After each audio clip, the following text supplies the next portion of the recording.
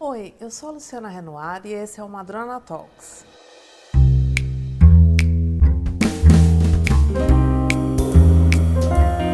Madrona Talks.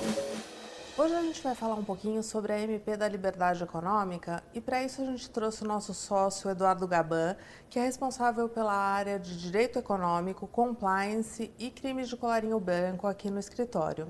Eduardo, obrigada por aceitar nosso convite. Eu que agradeço a Madrona e agradeço você, Luciana, pela oportunidade. Maravilha.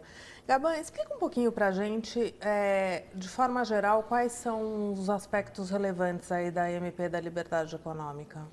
Bem, se eu puder resumir, essa MP, a medida provisória e agora o projeto de conversão dessa medida em lei, ele traz uma mudança de paradigma da relação entre Estado e economia, né? Particularmente entre público e privado.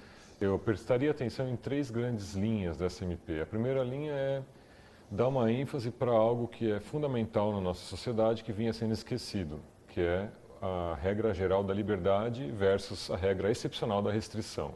Entendi. Então, a Constituição contém no seu artigo 4º, perdão, artigo 1º, inciso 4º, como princípio fundamental da República, a livre iniciativa e a valorização do trabalho humano, né? Só que na prática, o Estado tem tratado de maneira a regra de maneira oposta, ou seja, a exceção é restringir, a exceção é a liberdade e a restrição é a regra. Entendi. Então, a MP e agora a lei, o projeto de lei, ele traz uma declaração para reforçar esses valores constitucionais e junto com a declaração de liberdade, eles trazem, a norma traz também uma série de sub-regras que vão tornar essa liberdade efetiva. Entendi. Né? Então não é só mais uma declaração, ou seja, uma declaração do governo de que defende a liberdade econômica, mas é efetivamente uma série de regras práticas que vão trazer a liberdade econômica para o país? Sem dúvida. Para o país, não. Na verdade, vão trazer a liberdade econômica para os empreendedores. Né? Que a MP ela tem esse eixo de declaração do que importa, que é a regra geral no país, no Brasil, do sistema econômico brasileiro, é a liberdade de empreender. E essa liberdade de empreender, ela vem sendo restringida por uma série de fatores. E um deles é o excesso de burocracia estatal. Né? Aí não se aplica apenas à União, mas em todos os níveis, União, Estados e municípios, e Distrito Federal. Então, o segundo eixo que eu acho muito importante que essa MP traz para a realidade brasileira e a lei é a eliminação de boa parte desse gargalo burocrático, né? Que impede, que obsta o desenvolvimento e a inovação em segmentos que não têm que tem baixa periculosidade, usando a terminologia da própria MP. Então, esse seria o segundo eixo. Entendi. Você vai transformar o país num país menos burocrático? A gente é muito burocrático mesmo, né? Para abrir uma empresa demora muito tempo e tal. É demais. Então, assim, não é um problema apenas do Brasil, mas países em desenvolvimento ou subdesenvolvidos, né? Há estudos de várias organizações confiáveis, né? Como a OCDE, Banco Mundial, ou mesmo a ONU, a UNCTAD, né, o braço de competição da ONU, Transparência Internacional, que dizem o seguinte, Fórum Econômico Mundial, que quanto maior é o nível de burocracia e menor a transparência, mais corrupção. Entendi. Quanto mais corrupção, menos segurança jurídica, ninguém quer investir. Na verdade, você cria uma dificuldade para a pessoa desenvolver seus negócios e aí você cria uma rede de oportunistas tentando vender uma forma de facilitar o acesso a esses negócios. Exatamente. É o despachante e tal. Exatamente. Então, algo que esse projeto de liberdade econômica traz, que eu julgo fundamental para a gente dar um passo para um outro nível de país, né? Que é muito bom para a sociedade, é eliminar uma série de gargalos burocráticos e inverter alguns ônus que hoje só jogam contra o empreendedorismo, né? Então, por exemplo, a MP ela elimina uma série de necessidades de autorização prévia para o indivíduo empreender, né? Então, hoje você tem no Brasil mais de 5.400 municípios e que com capacidade normativa e muitos deles emitem muitas normas sem o menor fundamento, que atravancam aí o empreendedorismo. E o brasileiro é um indivíduo empreendedor, né? É uma característica do brasileiro empreender. Agora, precisa criar um contexto, um ambiente favorável ao empreendimento e à inovação. E essa MP vem trazer aí ela ataca na raiz desse problema, diminuir, né, de maneira efetiva e bastante abrangente o nível de burocracia para poder fomentar esse ambiente de inovação e de criatividade que o brasileiro já tem, só que não pode desfrutar.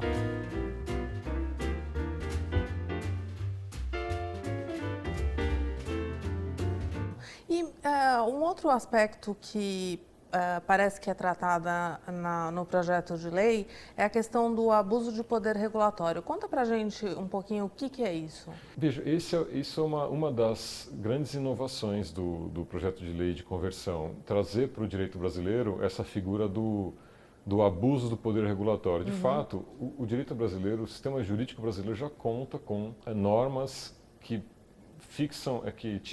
tipificam abusos e fixam penas ou sanções, né? Como o abuso do poder econômico, né? O abuso de autoridade. Então, o mau uso de algo merece uma regulação e merece sanção. Agora, o abuso de poder regulatório não existe no direito brasileiro. Essa é uma inovação. O que é abuso de poder regulatório? Eu poderia definir da seguinte forma. A regulação é uma atividade de edição de atos normativos, né? Aí definido de maneira geral.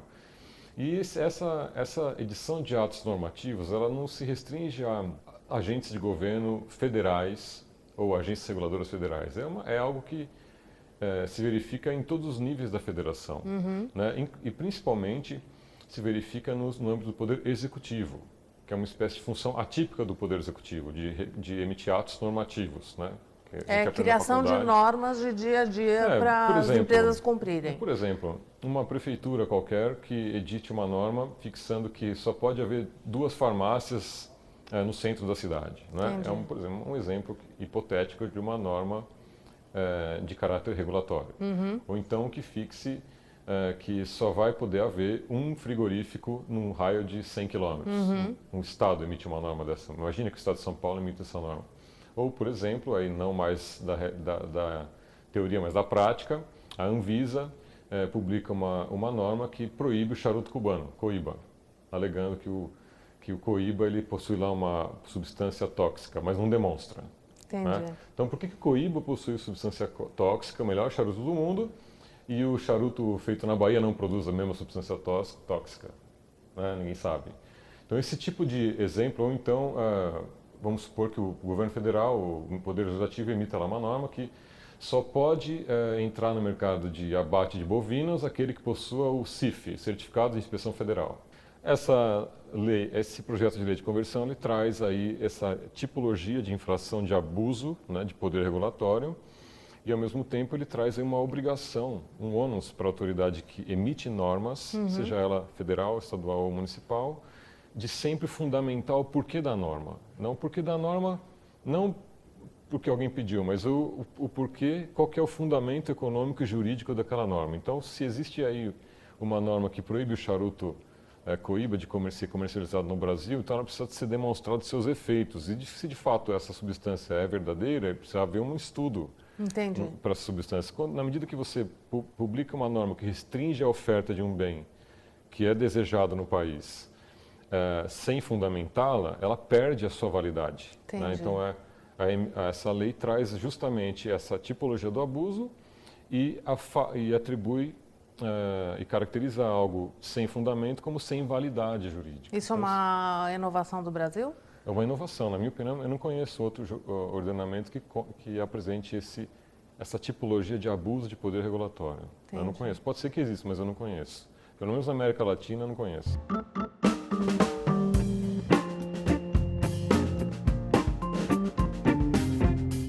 E aí, você falou um pouco de vários aspectos interessantes aí da MP.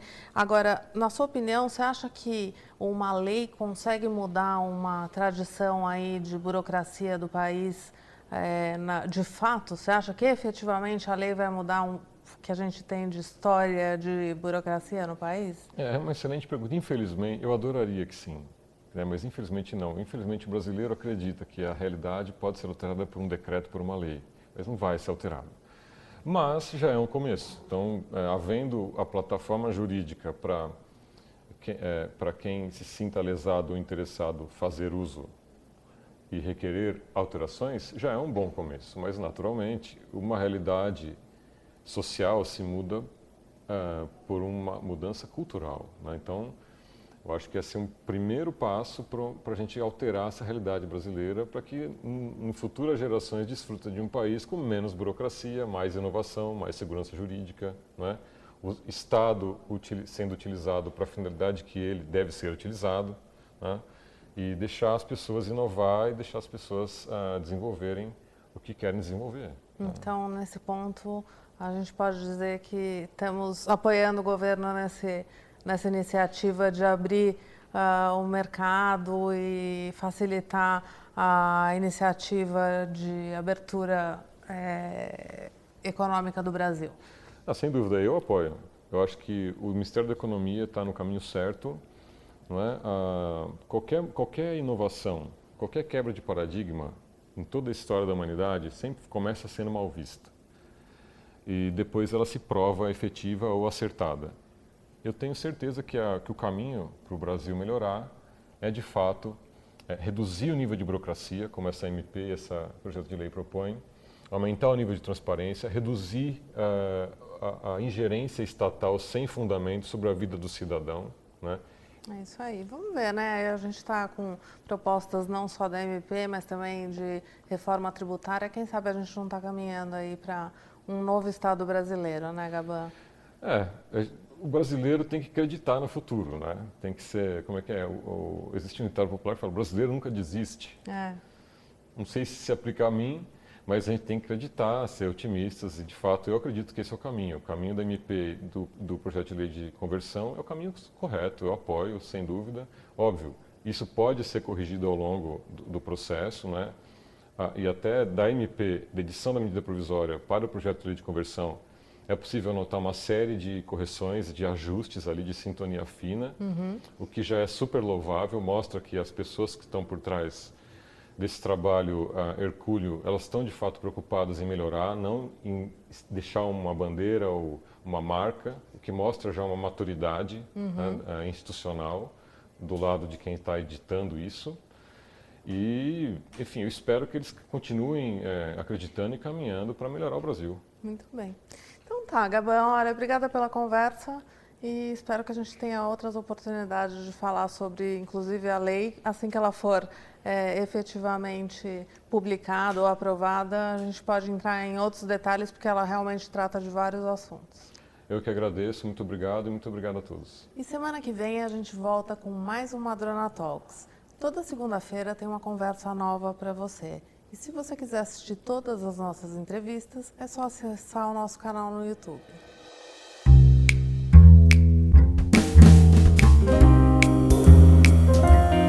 Madrona Talks.